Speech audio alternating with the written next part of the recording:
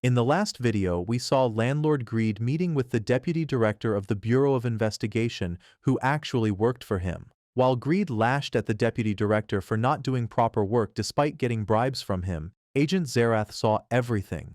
Despite his shock and disbelief, Zerath went ahead to arrest both Greed and the deputy director for smuggling the White Dragon seal. But Greed was impressed with his abilities. He immediately killed the deputy director and asked Zerath to take up his place and work for him instead. When Zerath refused, Greed picked up the seal of the White Dragon. Zerath fired a bullet at him, panicking that he would be caught. But to his surprise, the bullet stopped mid-air, and Greed managed to trap him inside the white barrier after all. At the same time, on the 99th floor, the Festival of Abundance started, and everyone started feeling the mana of plenty flowing through them. The Minotaurs rushed to the scene, lured by the scent of the golden carrot, and they told Sejun about a huge group of merchants they saw on the way. Sejun went to check out the merchants, who introduced themselves as the Raccoon Merchant Troupe, who go wherever the Festival of Abundance is held. They seemed suspicious to Theo because they were not working with the Wandering Merchant Association, but as soon as Sejun sees that the raccoons have rice cake that he used to eat on Earth, he goes crazy and buys it all. Theo also decides to go shopping, and his lucky paws lead him to a golden key with a rabbit figure on top that is certainly going to come into play later. Meanwhile, following Sejun's example, everyone starts eating the stretchy rice cake roll, and they really enjoy its pleasant flavor. Everyone is happy with the taste of the rice cake roll, and Kwang tells Sejun that this is the first time he has eaten something like this. The raccoon merchants are happy with the feedback from their customers, and one of them asks Kwang if the rice cake is chewy and delicious. Kwang decides to take a few more bites out of the rice cake with the excuse of checking out what the merchant just said. Mother Rabbit also starts feeding Bat, who is quite curious about the new food item, and in the meantime, Sejun decides to do something else with the rice cake. He opens a jar of honey, and Kwang immediately realizes what he is planning to do. He feels thunderstruck on seeing his dad's nefarious plans, and Sejun doesn't hide his menacing smirk as he shoves the thick roll into a jar of honey in a manner that looks pretty nasty, to be honest. The raccoons are also curious about what the hell he is doing, and then Sejun takes out the rice cake roll covered in honey, saying that they definitely need to try this combo out. Everyone eagerly watches him as he takes a bite of the honey-coated rice cake roll, and the sweetness immediately hits the spot. Sejun exclaims that sweet and chewy is the best combination after all, and he low-key starts emoting after tasting the combo. Just seeing him dance around is enough to make his friends drool, and Sejun tells them to try dipping their rolls in the honey too. As the mother rabbit dips her rice cake roll in the jar, the raccoons walk up to Sejun and politely ask him what the golden seasoning in his jar is that he claims is making the rice cakes taste even better. Sejun tells them that what he has is called honey, and it is a sweet liquid that bees collect from flowers. He offers the raccoons to try honey once, and before they can take him up on his offer, they see the reaction of the mother rabbit, who starts jumping in joy after tasting the rice cake and honey combo. Despite that, the raccoons are a bit nervous about trying something new, so they send one brave dude forward to be their sacrifice. He nervously puts his paw in the jar of honey and then stares at the golden liquid coating his hand. He then licks the honey off his paws, and just one lick is enough to give him the enlightenment that Buddha took years to achieve. The raccoon feels himself falling into a bottomless void with walls made of honeycombs, and he loses his mind in front of the power of honey. He becomes delirious and rolls on the ground, telling his friends that the taste of honey is truly out of this world, and he wonders how something can be so sweet. He keeps glazing honey, saying that it is a natural sweetness without any artificial chemicals, and there is no harmful substance they might otherwise find in flower nectar. He can't get over the fact that honey is not only sweet, but also fragrant, and Sejun is glad that he can see the true value of the golden sweetener. The raccoon gets up and tells his friends that honey will definitely taste awesome with the rice cakes they made. He asks Sejun if they can try just one rice cake roll dipped in honey. A mischievous smile spreads on Sejun's face as he pretends to think, and then he refuses to entertain the request of the raccoons, breaking their hearts and hopes. He asks the raccoons if they want to take back the rice cake rolls they just sold him, because certainly they don't have any left. On top of that, he says that honey is really rare, and it takes hundreds of days to get this amount of honey. Well, Kwang is standing next to Sejun, and he knows that that is completely cap. Since he is a kid, he has not yet learned how to lie, and he is about to spoil Sejun's plans by revealing that their warehouse is overflowing with honey. Luckily, Sejun knows how to deal with him, and he stuffs his mouth shut with a rice cake roll dipped in honey. Kwang forgets all about truth thanks to Sejun's sneak attack, and while he is jumping in joy, Sejun turns his attention back to the raccoon merchants. He asks them if they really want to try the rice cake roll dipped in honey, and the raccoons are immediately ready to listen to what he has to say next. Sejun suggests that if they really want it, they can exchange it for something else. The raccoons look at each other, deliberating what would be a good item to exchange with honey, and they soon get an idea. One of them takes out a drink from a huge pot and pours it into a cup, asking Sejun to try their special product, macchioli. While Kwang is confused about that weird-sounding name, Sejun gets excited like his favorite team just scored a goal. Macchioli is a traditional milky white Korean rice wine, and Sejun can't believe that he can taste alcohol again. Well, if I were in his place, I would rather ask for rice seeds, since the raccoons seem to do a lot of things with rice. Meanwhile, Sejun is about to lose his control because of alcohol even without drinking it.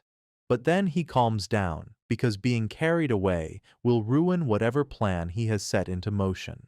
The raccoon gets a bit nervous on seeing his reactions change so rapidly, and he asks Sejun if he knows about the drink in his hand.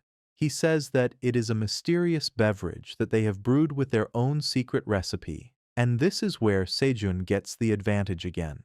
He confidently tells the raccoons that he knows all about macchioli. He says that it is an alcohol made from fermented rice with the help of yeast, and the poor raccoons start panicking, wondering how someone can know their top trade secret. They begin sweating as they worry about their business, and they all agree that Sejun is not an ordinary customer. Sejun shows no pity for the poor raccoon merchants and decides to rip them off as he has ripped off everyone else before them. He says that honey is really rare and claims that he feels he will lose out on a lot of money if he exchanges it for the rice wine. Hearing this makes the hearts and faces of the raccoons droop, and they fall to their knees in desperation. Seeing them like this melts Sejun's stone-cold heart a bit, and he decides to ease his demands a bit. He acts high and mighty as he tells the raccoons that he will be jealous and trade 1 jar of honey for 1 bottle of macchioli. Well, the raccoons take up that deal instantly, shaking Sejun's hand to sign a deal. With that, they get a jar of honey and use it to coat the rice cake rolls that they still had left with them. They dip their rice cake rolls in the jar of honey till the golden liquid is dripping from them. The raccoons then sit down to taste the heavenly combo of the chewy rice cake and the sweet honey that teleports them to a world where patty meets nectar. They feel themselves floating in a sea of honey and cry out that it is the best combination ever. Sejun tells the raccoons that the rice cake would taste even better if it were roasted and then dipped in the honey. The raccoons decide to try that out later because first they plan to have a few drinks, and they even offer a cup of macchioli to Sejun as a sign of their goodwill and friendship. Well, Sejun has no reason to refuse a free cup of alcohol, and he beams with joy as he recalls that it has been so long since he had alcohol. He then decides to taste the macchioli he has missed so much, but just then, Kwang asks him to give him a sip too.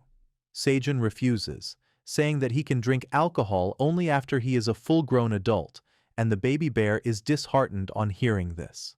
Meanwhile, Sejun starts drooling at the idea of taking the first sip when a loud voice comes from behind, asking if someone said alcohol. Sejun looks up to see a giant shadow covering him right as he had brought the cup to his lips. Aileen's grandfather, Kaiser, lands in front of him with a loud thud, and everyone freaks out at his dramatic entrance. The raccoon merchants look like they saw a ghost and their soul is about to leave their body, because they were not expecting to see the black dragon in the Harvest Festival of Abundance. Sejun is also taken aback at Kaiser's sudden entry, but the old dragon has no time for pleasantries, because he heard alcohol and came flying here, which reminds me of my jobless friends. Seijun explains to Kaiser that he was dealing with the raccoon merchant troupe for an alcohol called makgeolli. Well, the raccoons are trembling in fear far behind Seijun, and Kaiser is quite surprised to notice them. He asks if they are from the Golden Tower, and though Seijun is curious about what that means, it is not his time to learn these things, so the author doesn't elaborate on that. Instead, the raccoons nervously affirm that they are from the Golden Tower and apologize to Kaiser in case they have committed any sort of discourtesy against him or his tower. Kaiser laughs and asks them what they are even talking about. He claims that the master of the Golden Tower is an old drinking buddy of his, and since the alcohol is from his tower, he can vouch for its trustworthiness. Well, the raccoons are not taking any chances with a powerful dragon in front of them, and they bring a barrel of maggioli for Kaiser to make him happy. Kaiser is so pleased by the gift that he starts praising Seijun, saying that he is doing a good job as the tower farmer and the middle manager. He says that it has been so long since they held a harvest festival of abundance in the Black Tower like this. Seijun doesn't know how to respond to that, but he doesn't need to, as Kaiser has already moved on to the next step. He thanks Seijun and says that they will drink to celebrate the occasion, and Seijun is glad to take up that offer.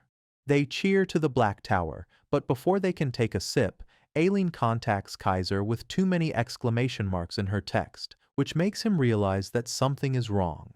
He starts praising Aileen and calling her his pretty granddaughter as he asks her what is wrong. Aileen asks him if it is really the time for him to be drinking and reminds him that she had asked him to do something else. Kaiser immediately apologizes and says that he forgot about that for a moment, and Aileen is disappointed in him. She tells him to leave it because she is going to do it herself now, and Kaiser panics. He tells her that he understands that he made a mistake and asks Aileen not to block him because he is going to help her right away. With that, Kaiser turns to Seijun, looking nervous and guilty, but Seijun just asks him to have a safe trip. He promises to save Kaiser's share of alcohol, and the old dragon would like nothing more than this. He calls Seijun the best tower middle manager and then takes off to do Aileen's bidding. The raccoons finally relax a bit after Kaiser goes away, and they talk about how they felt their heart was going to stop when they were in front of the black dragon. One of them has been knocked out like a Pokemon who just lost a fight, but as Seijun approaches them to do some more business, the raccoons get up. However, this time, Seijun is not after any goods. Instead, he wants something far more valuable than that. He tells the raccoons that he wants to buy all the information they have about the Golden Tower. That's the end of this video. Seijun still cannot let go of his habit of tricking cute little creatures who just want to make a living, but thanks to that, he got some alcohol. Kaiser's reaction to the drink was surprising, but what is even more intriguing is the task that Aileen set him up for. Let's see what he is doing. But first, we will get to know more about the Golden Tower in the next video, so stay tuned and leave a like and a comment if you enjoyed the video.